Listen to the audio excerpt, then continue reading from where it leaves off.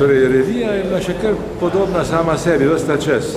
Medtem, ko časi so se pa spremenili, seveda.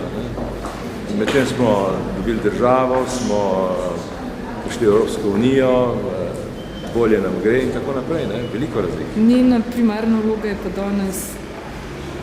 To je, kot veste, kulturna revija, ne? Revija, ki se ukvarja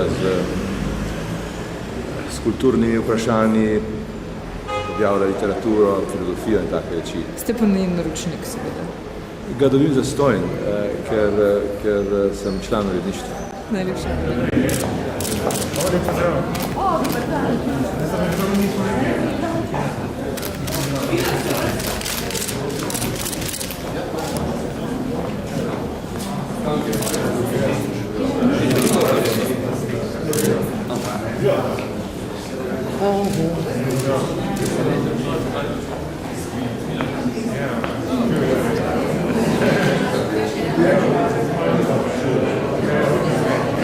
Se je vloga nove revije kaj spremenila od prve številke do 300. številke? Seveda se je bistvo. Kakšna je danes in kakšna je bila? Ta je majhna v bistvu. Precej ima še nekaj literarnih seveda nalog, ampak to so prevzeli to druge literarne revije, politika pa se je premaknila nekam drugam. Torej je njena primarna vloga zdaj? Mislim, ostaja seveda v tem, da bi ostala recimo nek kritičen opazovalec. To ni več čista energija, kot je bila takrat. To je del družbenega življenja in kulturnega in literarnega življenja. Vsak medij ima menda svojo ciljno publiko. Kera je ciljna publika nove revije?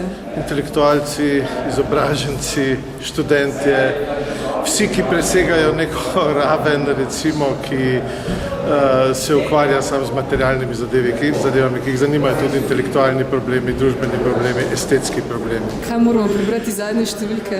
Ne poznam, jaz zelo malo udeležujem v zadnjem času sestankov uredniškega dela in tako naprej, ker sem zelo zaposlen z drugimi stvarmi. Naročnik pa ste Veliko potujem, sem naročnik in sem tudi član uredniškega odbora.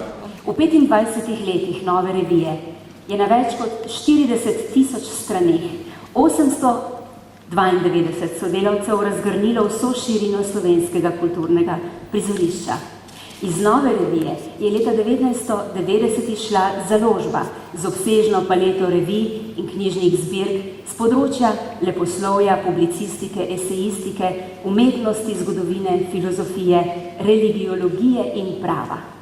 Leta 1994 je nastal klub nove revije, ter leta 2005 še Inštitut nove revije, Zavod za humanistiko, oba široko zasnovanimi, razvejenimi področji delovanja.